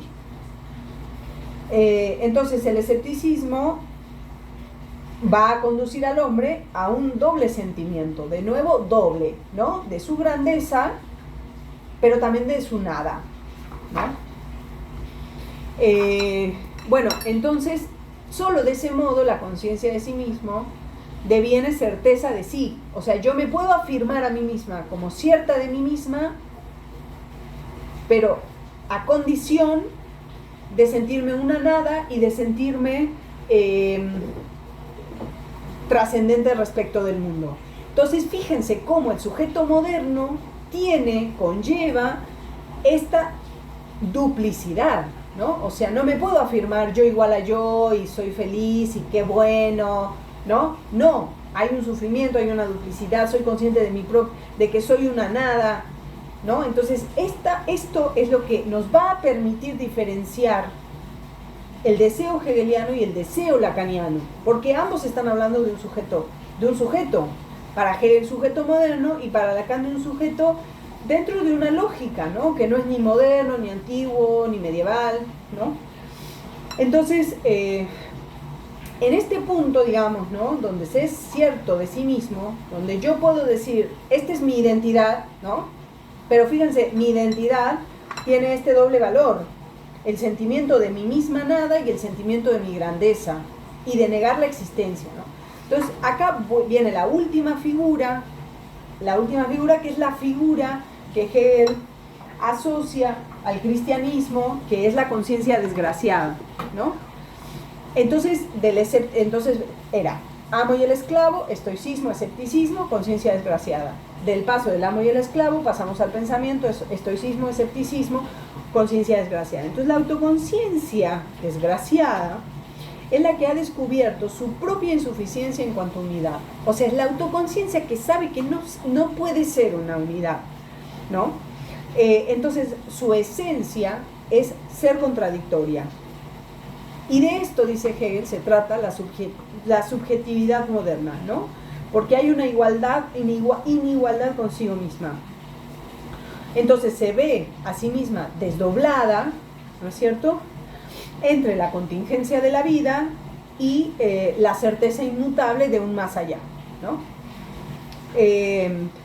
Entonces, acá uno podría decir, ok, bueno, ¿y ahora qué hacemos con todo esto?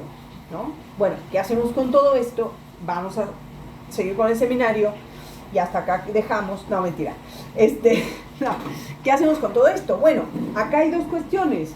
Lacan dice, una cosa es la conciencia y otra cosa es la inconsciencia, ¿no? Pero Lacan ahí hace como una cosa muy básica, digamos. Yo le diría a Lacan, no seas básico, o sea, tipo, hay más para sacar, hay más jugo para sacar de esto, ¿no?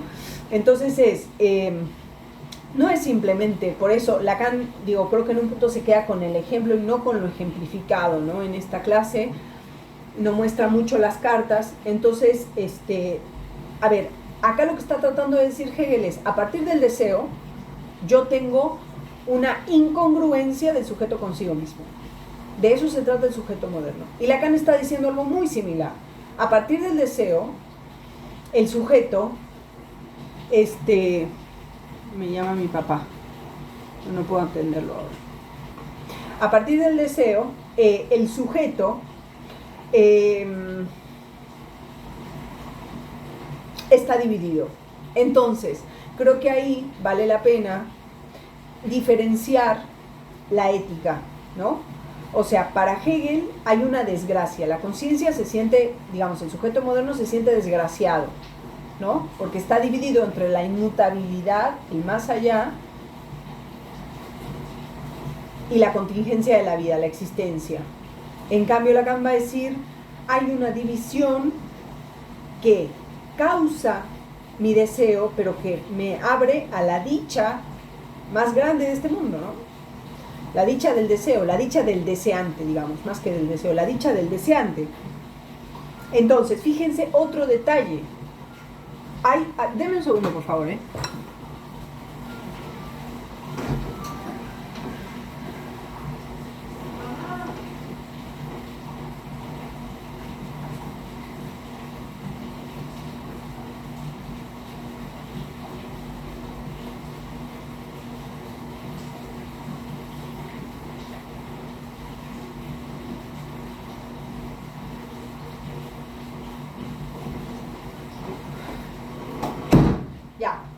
Entonces decía que hay un detalle muy importante, que es que en Hegel hay un saber sobre el objeto.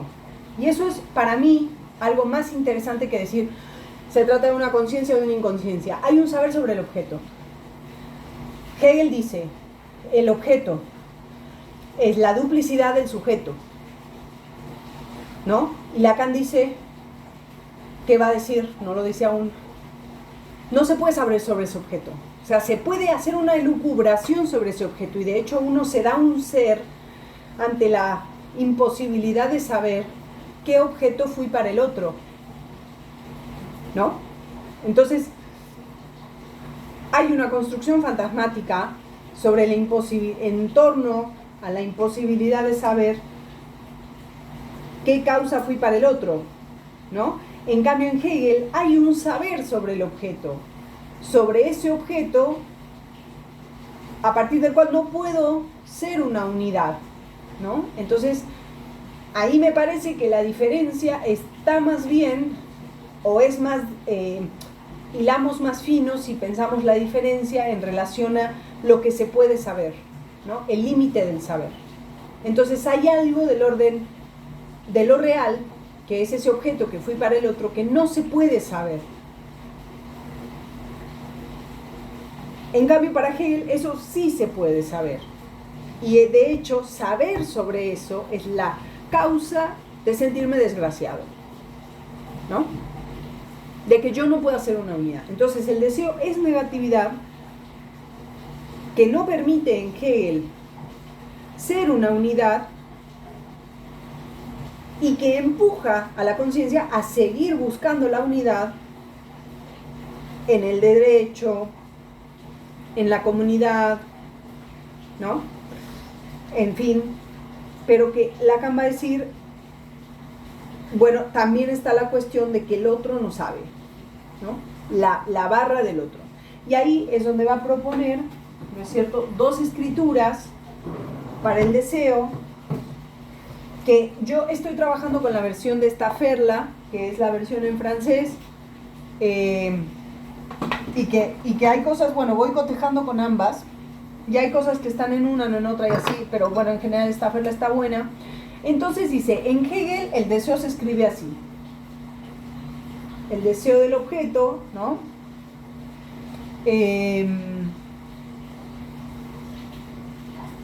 A ver.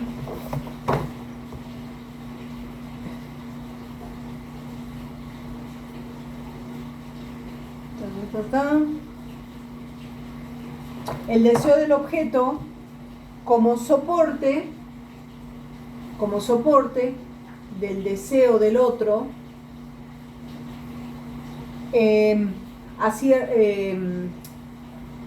cierta distancia del otro, del pequeño otro. Dice, esto es el deseo en Hegel. Entonces, el deseo de... Bueno, vamos a escribir el de Lacan. El de Lacan es... Uy, no se ve acá. El de Lacan es el deseo causado por el objeto como soporte... Ah, no. A mayor o menor... a cierta distancia, podemos decir, ¿no? Que de la imagen del objeto cuyo soporte es el deseo del otro. Entonces, fíjense que hay una diferencia acá en relación a la imagen, que es lo que trabajamos la vez pasada entre la articulación del narcisismo y el fantasma, ¿no? Que dijimos que era la angustia, pero que para Lacan el deseo tiene el objeto del deseo, el objeto causa del deseo tiene una imagen. ¿Qué es una imagen? Vamos a decirlo así, especularizable en términos del narcisismo y no especularizable en términos del fantasma, ¿no? Es una imagen que no se puede ver. Bueno, pero entonces el deseo que esa es otra diferencia entre Hegel y Lacan. O sea que para Hegel no tiene importancia, digamos, la imagen que se le da al objeto, ¿no? Y ese es un salto que va a dar Lacan. Porque a Lacan le interesa otra cosa. Bueno, pero entonces, el deseo del otro está el deseo del objeto, o sea, el deseo del objeto, que va a ser, en definitiva, la otra autoconciencia, está soportado por el deseo del otro, es decir, deseo el valor deseado por el otro a mayor distancia, a cierta distancia del objeto. Y en Lacan, el deseo del otro, el deseo del objeto está a cierta distancia de su imagen soportada por el deseo del otro, ¿no? Entonces el deseo del objeto está soportada, está a cierta distancia de la imagen que está soportada por el otro, ¿no? O sea, es mucho más complejo en un punto, ¿no? En el punto en el que Lacan, bueno, obviamente, en el punto en el que Lacan, bueno, trata de otro sujeto, ¿no? Salvando las diferencias, pero en el punto en que Lacan también dice, bueno, se trata también, ahí entra el narcisismo, el fantasma, y sobre todo también, o sea, hay una imagen y hay un real. No estamos solamente en un plano, estamos en 3 registros, ¿no? Acá entre el registro imaginario, narcisismo, fantasma, y lo real, ¿no? Lo real que es insignificantizable. Bueno, y después va a ofrecer otras 2 escrituras del deseo, que son el deseo de X es soporte del deseo del otro, cuya distancia es la X. O sea, cambia el A por el X, sustituye el objeto A por una X. Dice, puede ser cualquier cosa. En la fórmula 3. Y en la fórmula 4, cambia, ¿no es cierto? Empieza a jugar y dice, cambia la X por el conjunto vacío. Pero bueno, son escrituras del objeto, X, A, conjunto vacío. A mí me parece que son escrituras del objeto, no hay que complicarse tanto, ¿no? Pero sí, en esta frase que Lacan dice, dice, obtengo lo que deseo, soy objeto, página 21,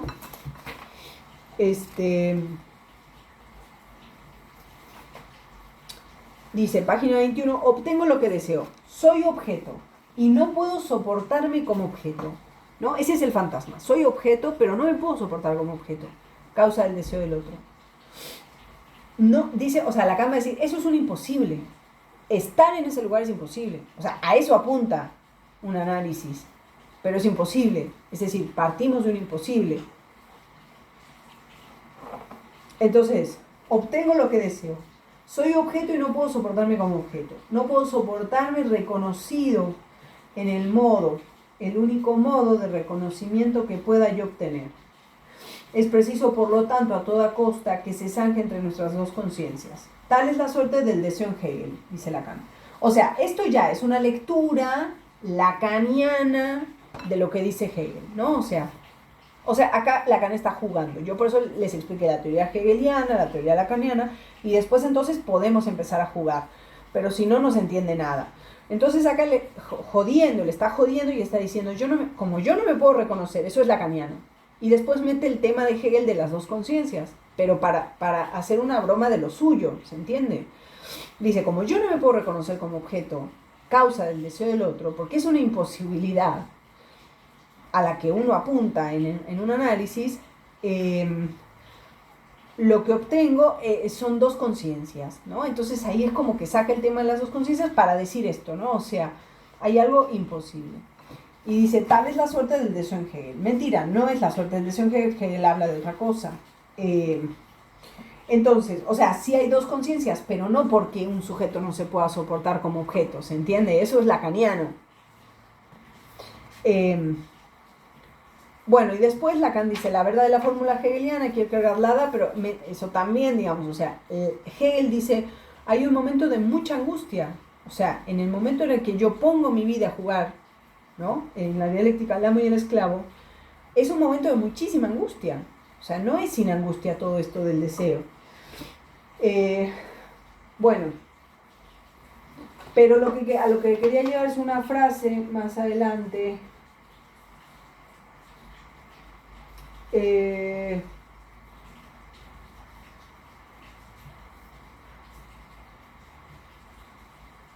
Bueno, después habla Lacan también de lo finito y de lo infinito, que son cuestiones hegelianas, que tiene que ver con que, bueno, la conciencia se sabe como algo finito, ¿no? Y va a estar en una dialéctica con lo infinito, con el más allá, ¿no? O sea, en los términos de hoy, la conciencia desgraciada se sabe como finita y sabe que hay un más allá infinito.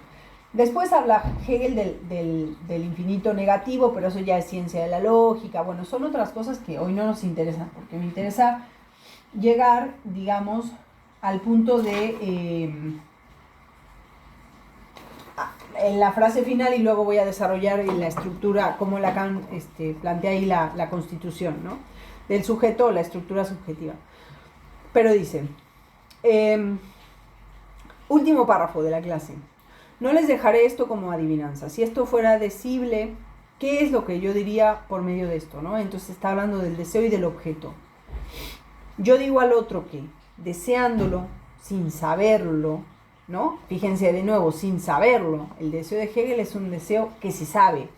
Y la clase de hoy empezó con él no sabía, ¿no? O sea, para Lacan es muy importante lo que no se sabe y lo que no se puede saber. No se puede saber qué objeto fui para el otro, ¿no? Y como no sé, porque tampoco el otro lo sabe, quiero decir. Entonces, para Hegel, uno desea ser el valor deseado por el otro. Pero Lacan, ¿qué va a decir? El otro no lo sabe. Sin embargo, eso opera. No es necesario saberlo para que opere, para que tenga consecuencias y para que uno pueda elegir, ¿no? Bueno, entonces sigo. Yo digo al otro que deseándolo, sin saberlo, sin duda, siempre sin saberlo, o sea, no sé que lo deseo, no sé qué lo deseo, ¿no? En un sentido, no es no sé qué lo deseo, no sé qué lo deseo, no sé qué como objeto lo deseo. Siempre sin saberlo, lo tomo por el objeto para mí mismo desconocido de mi deseo. O sea, tomo al otro como el objeto que yo creo que fui para el otro. El objeto que no sé que fui. Lo tomo como el objeto que para mí mismo desconocido de mi deseo. O sea, como causa de mi deseo. Pero no se queda ahí. Es decir, en nuestra concepción del deseo, que yo lo identifico, que yo te identifico a ti, a quien yo hablo, a ti mismo, te identifico al objeto que te falta. O sea, no es solamente la causa de mi deseo, sino que te identifico al objeto que te falta y que por ese circuito, por aquello que te falta, estoy obligado a pasar a alcanzar el objeto de mi deseo. Cumplo lo que vos buscas, es precisamente ahí que si tomo este rodeo, el otro como tal, objeto aquí de mi amor, caerá en mis redes, ¿no? Entonces, Lacan acá está hablando de, por una parte, aquello que al otro le falta y de lo cual el otro no sabe, hago entrar el objeto de mi pérdida, ¿no? Entonces acá tenemos la falta, de la que hablé la vez pasada, del sujeto, y la pérdida del objeto. De lo que al otro le falta y que no sabe, pero que está en el discurso, ¿no es cierto? Lo tomo para hacer entrar el objeto de mi pérdida, o sea, el objeto que he perdido, que no sé qué fui para el otro. Y tomo todo ese rodeo para, para avanzar sobre mi deseo, ¿no? Y acá Lacan dice, tomo al otro por lo que a él le falta, para alcanzar el objeto de mi deseo.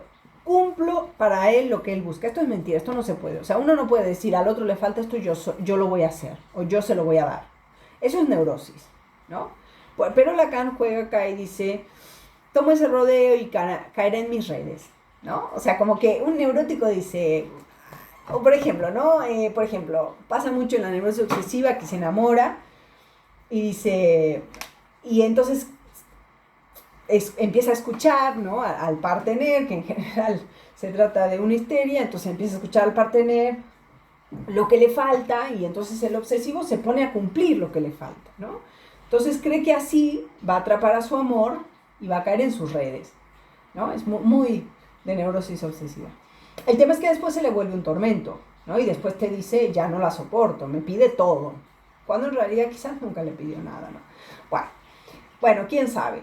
Pero bueno, ese es como un poco la cuestión, ¿no? O sea, y después, bueno, Lacan va a establecer la estructura de la constitución subjetiva, que no tiene que ver con un desarrollo, ¿no? Sino con una estructura, algo que está, algo que se da en un tiempo y a la vez en varios tiempos, ¿no? Entonces la escribe, la va a usar muchas veces en el seminario y dice, está el lado del otro y mi lado, ¿no? Entonces del lado del otro yo me inscribo, como les decía la vez pasada, esto sería algo mítico, ¿no? O sea, algo que no existe, la experiencia de satisfacción freudiana, si ustedes quieren, ¿no? Del lado del otro yo me inscribo como el sujeto forcluido de los significantes del otro. A partir de lo cual, digamos, se escribe de mi lado la falta del otro. Porque si yo no soy, pero si el sujeto es lo forcluido de los significantes del otro, entonces hay otro al que falta al menos un significante. Por eso se escribe la barra de este lado. Y de esto, la operación, hay un resto, de esta operación hay un resto, que es la pérdida, ¿no? Entonces tenemos falta, pérdida, y en ese punto la causa. Y acá, fíjense cómo están los elementos del fantasma, ¿no? Sujeto barrado y el objeto, ¿no? Entonces, bueno, más o menos ese es el desarrollo que yo les ofrezco hoy. Bueno, esto, ¿no? Después hablaré con cada uno para ver cómo están en rollos de tiempos. Bueno, fíjense cómo lo dice Lacan. Por relación a ese otro, página 25, dependiendo de ese otro, el sujeto se inscribe, ¿no? En esto que les decía, como un cociente. Está marcado por el trazo unario del significante en el campo del otro. Y bien, no es por esto, si puedo decir, que pone al otro en rodajas, ¿no? O sea, que lo barra, ¿no? Hay un resto en el sentido de la división, un residuo. Este resto, este otro último, este irracional, esa prueba, o sea, irracional de número irracional, digamos, el irracional no tiene común medida con los números naturales, ¿no? Por eso me parece que es irracional. Esa prueba y única garantía, al fin de cuentas, de la alteridad del otro es el A. Rebobinando lo de la vez pasada, el objeto A es el primer otro de sí mismo, ¿no? Entonces fíjense que tanto para Hegel como para Lacan hay un otro desde el vamos, ¿no? El otro de sí mismo es el objeto que causa el deseo. Y es el objeto que causa el deseo, la otredad, dice Lacan, es la prueba de la otredad, ¿no? Porque eso siempre va a ser otro. Análisis mediante, uno puede odiarlo menos, ¿no? Bueno, eso. Preguntas, comentarios.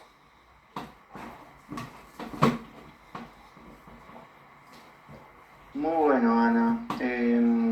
Espero que anoté muchas cositas. La formulación del deseo de Lacan, que esta idea,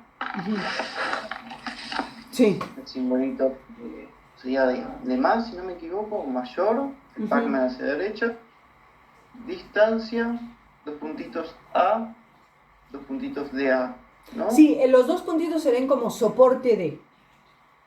Ahí lo dice. De eso. Yo no sé si lo ha traducido Rodríguez Ponte, pero eso yo lo encontré en esta ferla.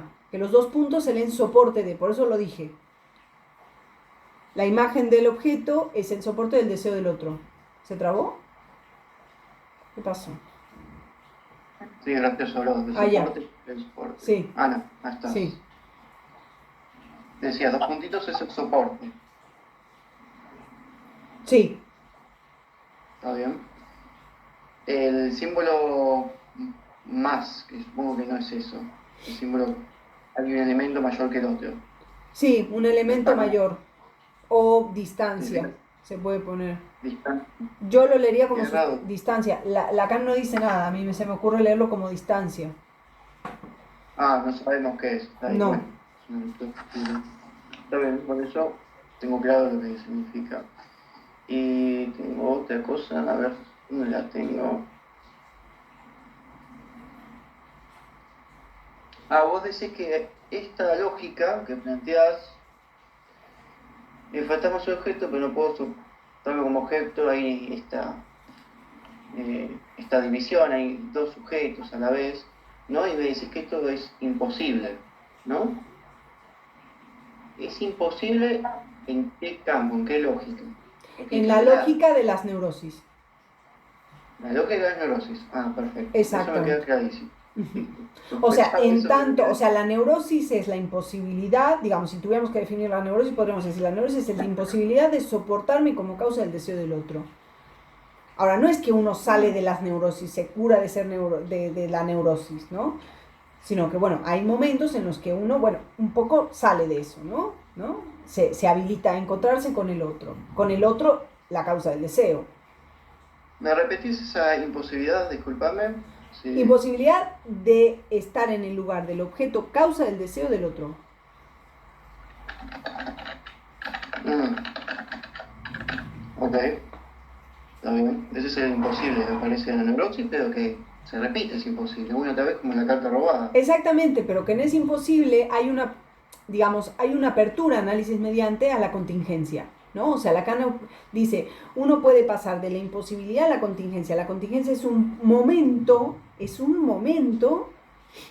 y yo pienso como analizante y analista, análisis mediante, es un momento en el que esa imposibilidad se inscribe como contingencia, ¿no? O sea, aunque sea imposible, lo contingente es lo que sí pasó, pero que no se sabe si va a Bueno, volver a pasar, ¿no? Es el encuentro con esa causa. viste que los pacientes les pasa lo imposible y dicen, bueno, habré estado cansado, habré estado borracho, me dio un No, golpe de no, no, calor. no, no, no hablo de ese tipo de encuentros, no, no, no, ni de los cansancios ni de las borracheras, no, hablo del encontrarse con el otro, ¿no?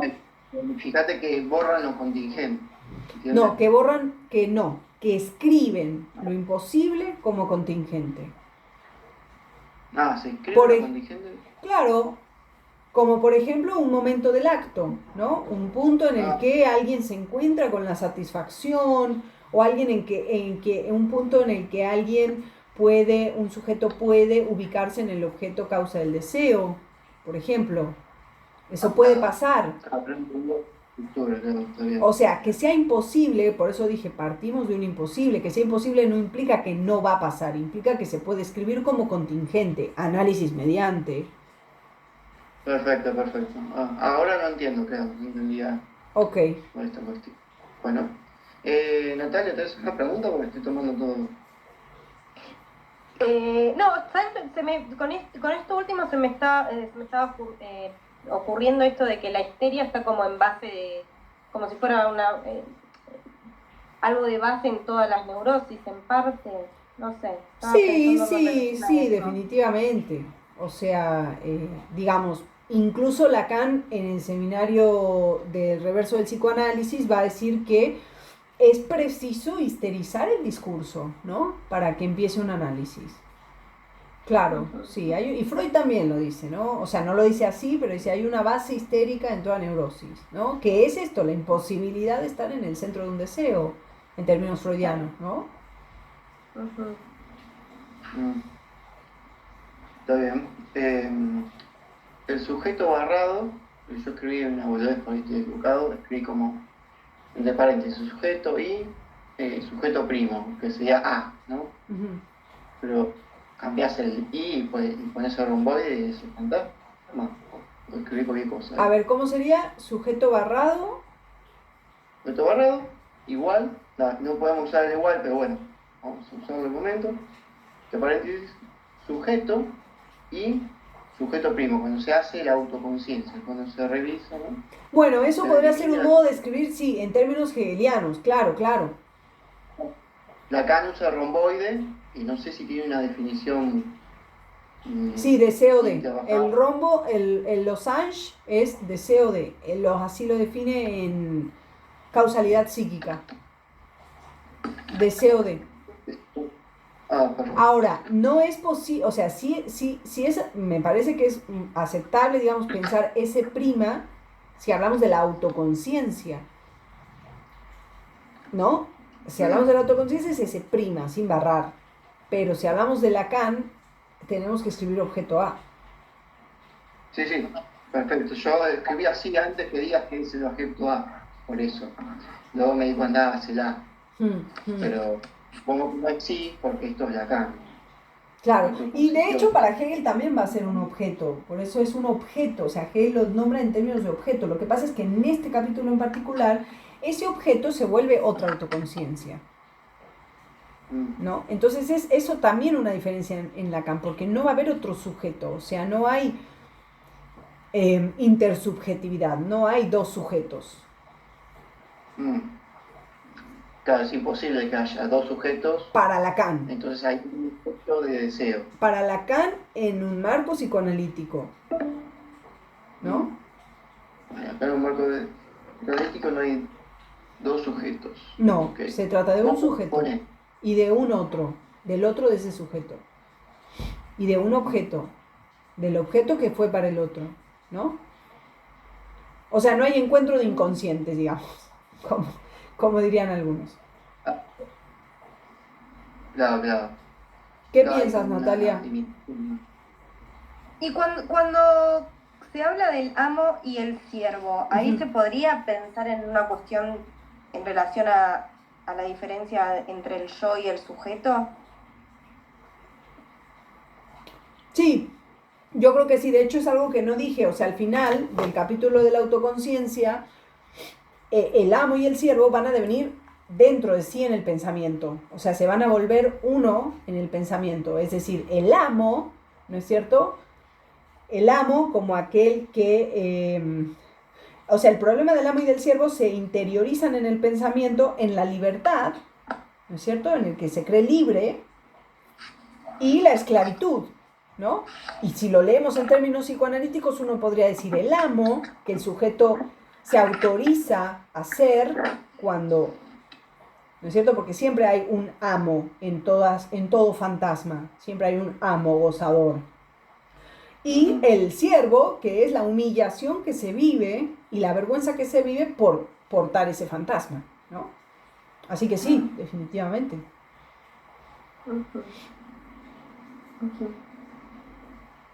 O sea que Lacan toma muchas cosas de Hegel, digamos, ¿no? Pero claro, no puede llegar a lo mismo que Hegel porque para Hegel lo importante es lo importante para todo filósofo, hacer una unidad, llegar a la unidad del ser y del pensar. Claro. En cambio para Lacan, bueno, cree en esa unidad, ¿no? Claro, pero porque es filósofo, o sea, digamos, es como si a un psicoanalista le pides no vayas por el camino del deseo, y bueno, es lo que hace un psicoanalista, ¿no?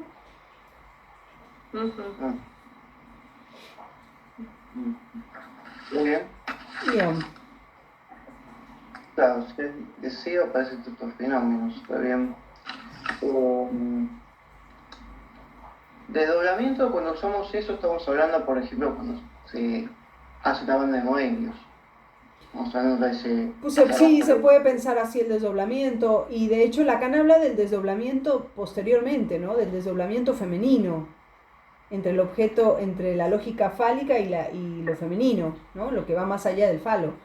O sea, Lacan no abandona a Hegel, lo sigue usando, hace uso de Hegel. Lo que pasa es que ya no lo sigue nombrando tanto, pero Lacan dice, una mujer está desdoblada, ¿no? Entre el falo y lo que no está bajo resguardo fálico, ¿no? Bajo la lógica fálica. Desdoblante lo falo, lo que no está, ok, lo que falta, ¿está bien? Esa es la definición. Dice, entre el falo y el significante de la falta del otro, ¿no? Así lo escriben las fórmulas de la sexuación. Sí, la barrita sería.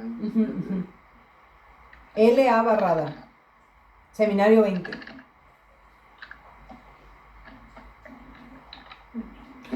Pero bueno, ahora en este seminario al final Lacan va a escribir algunas cosas sobre lo femenino muy interesantes que me parece que son un antecedente, ¿no?, a las fórmulas de la sexuación. Bueno, esto no conozco. Pero sí que ¿Vos estaría tenés bueno. alguna Y otra pregunta, Anita, Natalia? A ver, espera, Waldo. ¿Cómo? ¿Tenés alguna otra pregunta? No, después, por ejemplo, nada, me generó una pregunta del tema este del objeto, cuando está todavía en el cuerpo, que es eso lo que causa la angustia. No, eso lo vamos a ver más adelante, o sea, es por eso yo esa vez en esa clase les dije, tómenlo, pero hay cosas que se van a ir desarrollando, ¿no? Que amerita un desarrollo, amerita un tiempo de comprender, digamos, ¿no? Que es la lectura del seminario. y siguiendo con la cuestión de la angustia, acá aparece cuando A no es igual a A y estás obligado a perder. Acá, en esta clase, no aparece, o sea, aparece como, es un afecto, ¿no? Es un afecto, aparece si uno va a leer el capítulo hegeliano, aparece ahí, en cuanto uno tiene que perder su verdad, dice, antes de la lucha hay un momento de absoluta angustia, ¿no? Es un momento muy angustiante. Ahí aparece la angustia.